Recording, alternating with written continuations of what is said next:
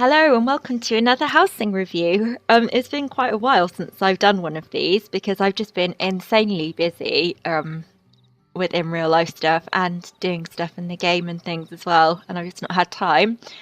Um, but I'm going to start doing these again because, as I've said before, I do really enjoy doing them, and they also give me lots of ideas as well. Um, so I've already reviewed the other two High Elf houses. So today I'm going to review Mathiisen Manor, which was actually the first large house that I ever purchased myself in the game. So Mathiisen Manor is in Mathiisen in Oregon. It requires the Oregon Adventure achievement to purchase with gold, in which it costs 1,025,000 gold, or 6,000 crowns if you're buying it with crowns, as I did. 7,500 furnished. I purchased this. This was also not only the first large house I bought, but the first I purchased with crowns as well. And I purchased it furnished. Now, I wouldn't usually say this, but I have to say, if you're planning on buying this house with crowns, I would literally highly recommend that you do not buy this house furnished. Because not only are the items they give you really outdated now for what we have in the game, especially considering it's a high elf house, and if you're going to keep it as a high elf house as well, you're probably going to want to use the more modern versions of the high elf furnishings. But it's not just that. The items you get with this house, if you purchase it furnished, because when I purchased it furnished, there weren't any other high elf decorations. It was literally just the old school ones. They're not useful items. You basically get 1,000,000 beds and 1,000,000 tables. Nobody needs that many beds and tables. I've still got the furnishings that I got with this house in my storage house. Never used them. So honestly, I would never usually recommend anybody to not buy houses furnished because a lot of the time it's a really useful thing to do. But this one, I would not recommend buying this one furnished. Okay. So firstly, we're going to talk about the size of the garden. It does have a garden, so we're going to go through the garden first. It's a good size garden. It's got lots of little kind of sneaky areas which can be nice. You can do stuff with those. The last house I built here, I actually built a cave here. And I didn't even use the inside apart from a small area. I built a bridge going to that door there. But yeah, it's a nice size garden. I feel like the item limit could be an issue because of the garden being so nice and so big, and the house being rather large as well. I still don't really understand why this wasn't the Aldmeri Dominion Manor.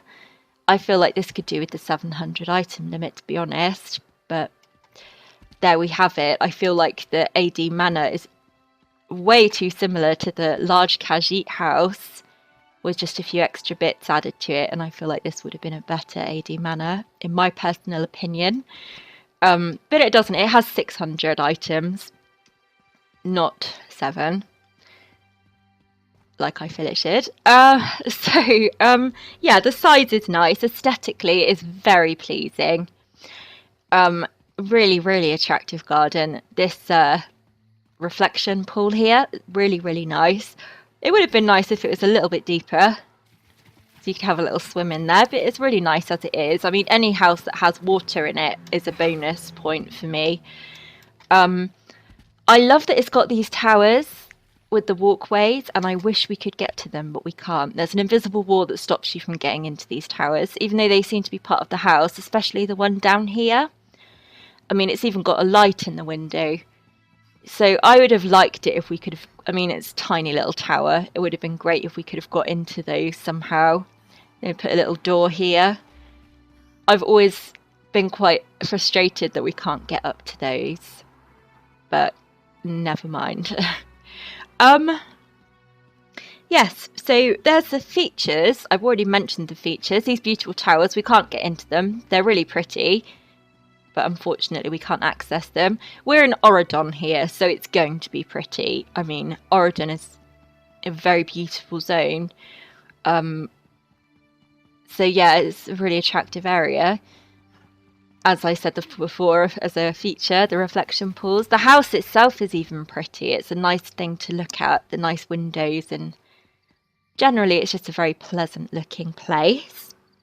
I actually remember on the PTS, when we were looking at all of the new houses before they even were released, and I was so tempted by this house. It was one of the ones that I was thinking of buying for my first home, which didn't end up being my first, but it was my first large one. Buildability. So we're going to do some experimenting now and see how high we can build here.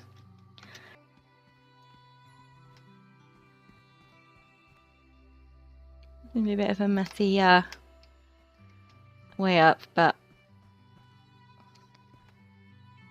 it's only for experimenting. It's only for experimentation purposes, right? I don't think we can get any further. Okay, so this is the height that we can get to. Let's just get another plank here. So I guess the invisible ceiling is okay, yeah, I've messed up a bit here. Yeah, the invisible ceiling is lower than where I placed that one.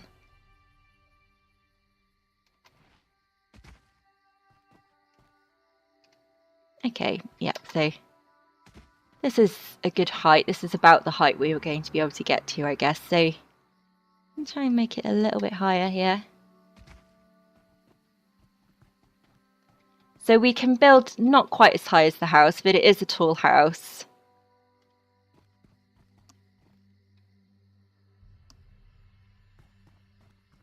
So this is the height we can build to. As expected, absolutely gorgeous view. And you can see the boats over there. Really, really pretty view. You can see Mathiisen, and you can see the bridges over there in the water and all of the mountains and trees beyond. Really nice. Over there you're not going to get much of a view, but you can still kind of see through those. It's a shame you can't get into the towers, as I've already mentioned. But yeah, you can build really quite high here. You could build a multi-story place and there would be a wonderful view at the top. Really, really nice. Very pretty view. Okay, so that's how high we can build in this place. So for me, if I were to build something here again, I mean, my cave is very outdated now. It's so old and we've got so many new furnishings since I built it. So I'm considering building something new there, possibly another cave actually. And now seeing how high we can build and the view, I might go more vertical with my next cave instead of going all around the building. Maybe I'll build a more vertical cave because it really is a lovely view up here. So yeah, building vertically would be a very nice thing to do. And I have to say, you might not expect it just looking at the place, but this place is so good for a cave because of all of the balconies and multi-levels. It does allow you to play around a lot with layouts and the stairs, like places with stairs and big gardens and water. Always really good for caves, in my personal opinion, especially when the house has balconies on it. Makes the whole cave thing even better. Okay, we're going to go inside the house now. Okay, you can already see, like, these come with the unfurnished version, but they also come with the furnished version. You can already see things are a bit strangely placed in here. Usually there would be tables and beds in the middle of the room too if you bought it furnished. So as you can see, I've got my gamma turned down quite a lot at the moment because that's how I prefer it. And this is still really bright in here. So another positive, which I said about the other high elf houses, which is also true with this one as well, is you do save item slots a bit when it comes to lighting in the Ultima homes because they are so bright. They just feel so light and sort of airy. Very nice. So yeah, the size of it is a big house, which is why I still don't understand why it wasn't a manor to begin with. We've got all of these rooms. It's identical on both sides. this house. So we'll look on the other side anyway. But it's completely symmetrical. Lots of fireplaces. We'll talk about those in a minute. And then, of course, we've got upstairs. Again, it's identical on both sides. If you go out here, the doors at the side, we've got these little balconies. One on either side. And then, in the middle, we have a nice big courtyard balcony. In fact, we've got 2 of those as well, I believe, so each side. We've got 2 of these big balconies, one on either side. I actually used one of these as a bedroom for my cave. I had like some stone steps coming up here and caved this area in. It's very handy for building when you've got all of these big balconies and nice flat areas to work with. So as you can see, we've got an identical one on this side as well. And then we have another small balcony, the same as the ones on the end here, and another tiny balcony through here, which is the one I used in my Mathiisen Cavern, and I caved this area in and had a little crafting area here. So yeah, we've got another little area here. So, the aesthetics. I mean, it is pretty. I mean, I do have some criticisms about this house. Although I think I have criticisms about most of the houses. But I think it's important to talk because, like, no house is perfect. It's important to go over the pros and cons because if you're planning on buying this house, it's nice to kind of discuss the good and the bad things about it. Doesn't mean it's a bad house. All of the houses have pros and cons. So the light could be a pro or a con here.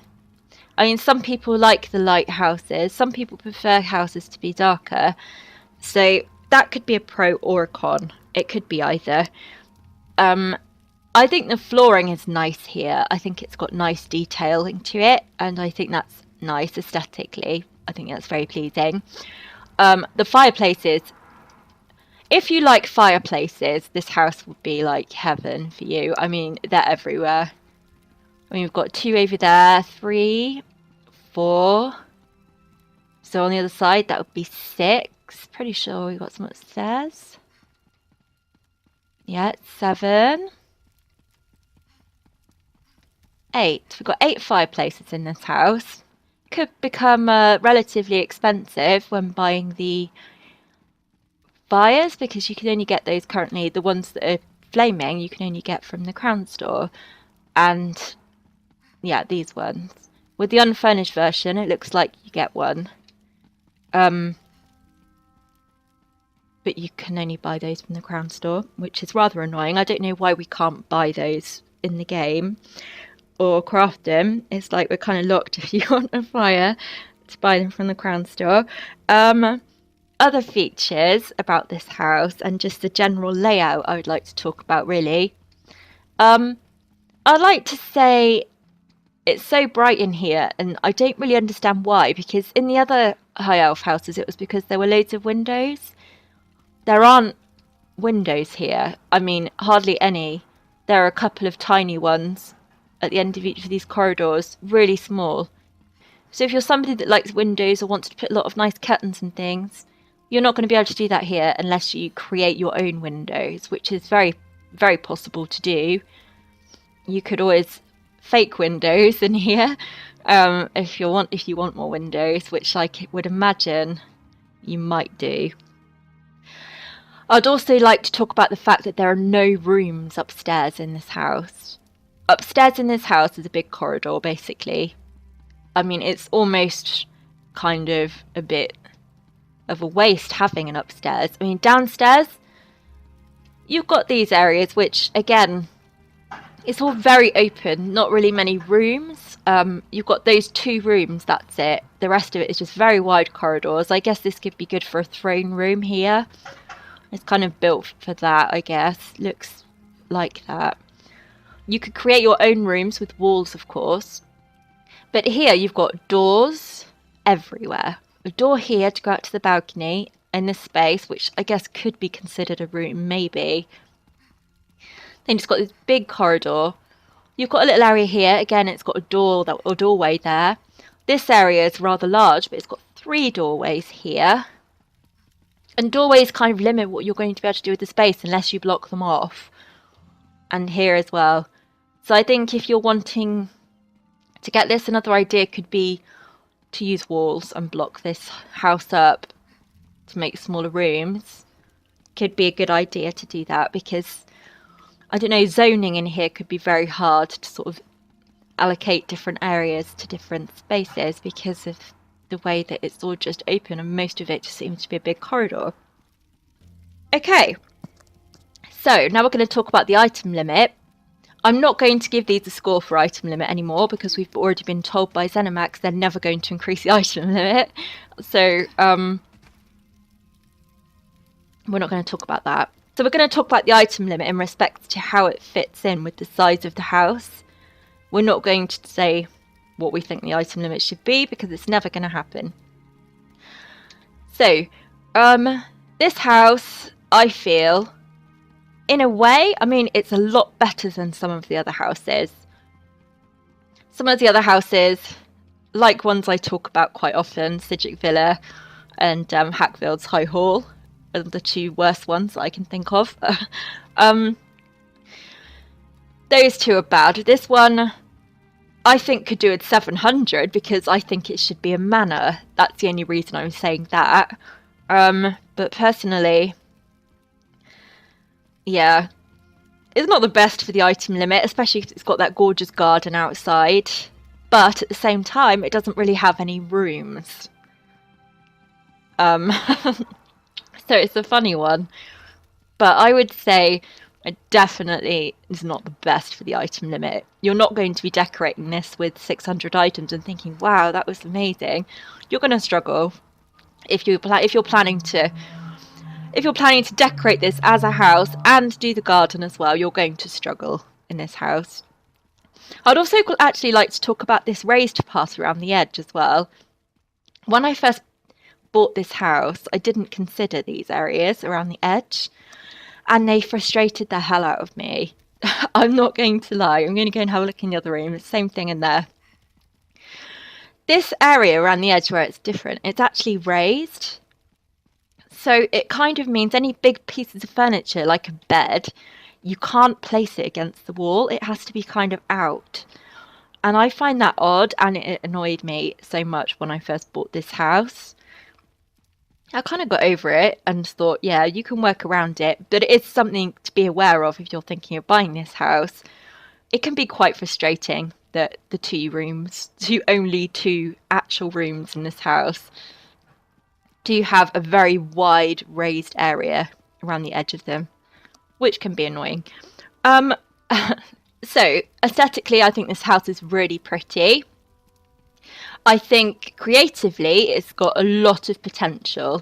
I think you could build inside or outside. I think you could completely reinvent the inside using walls and separating it up. And I think that the outside could be used to build something really amazing, especially considering that you can build up quite high. Not the highest, but you can build up, I mean, high enough. I think it's quite a nice height to be able to build. You could build something multi-story here pretty easily. And the view is gorgeous. Really love it. Very nice view. But the item limit, I think, is not really great for this place. Not the worst, not the best. I feel like it could be frustrating if you're planning to decorate it as a regular home, inside and outside, because I feel like it would be a shame if you're going to leave this garden because it is so beautiful. So I feel like, yeah, 600 is not the easiest number to work with in this place, but it is doable, and as I said, creatively, you could really create something amazing here. Price-wise, it's not the most expensive. If you look at some of the other houses that, I know they're a lot larger, but this one's more workable. And for 6,000 crowns, I think it's actually quite a bargain, to be honest with you. You're getting at the moment we're getting houses that cost in excess of 12 to 14,000 crowns. So for 6,000 crowns for this whole place, I think it's a good deal, to be honest with you. So money-wise, I think it's not a bad deal. Lots of creative potential, lots of natural light, a decent size, and aesthetically pleasing. I would personally like to give this house I would say a 7 out of 10, just because it does have so much potential. Okay, so we're going to have a quick look at the location of the house. So let's go for a little wander. Okay. So, this is where the house is in Mathiisen. So, you see what we have here. It's not much, to be honest. I'm pretty sure there's a merchant in Mathiisen. There is a way shrine up here. It's not the closest way shrine in the world, but it's not really far. So location-wise, this house is not great. I mean, it's not terrible. And again, like I always say, location really matters to some people, but not to others. I'm one of the latter. A location doesn't really matter much to me, but it does matter to some people. But again, it's free to travel from one house to another.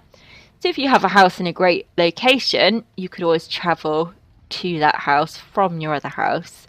But yeah, it's not a long ride, as you just saw. It took me a second to get there, really. So I'm going to ride back again and see how quick it was.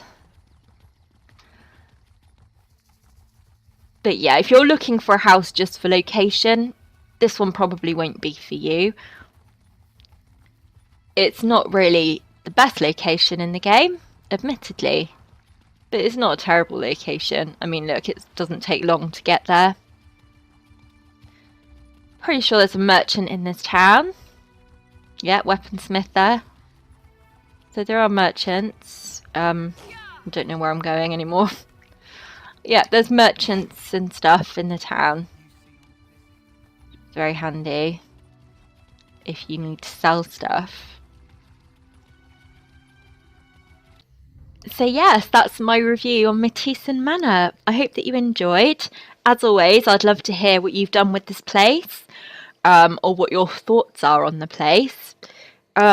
Really always interested to see other people's work. So if you've done anything amazing here, I would love to hear about it. So yeah, I hope that you enjoy the rest of your week. Thank you ever so much for watching. Goodbye.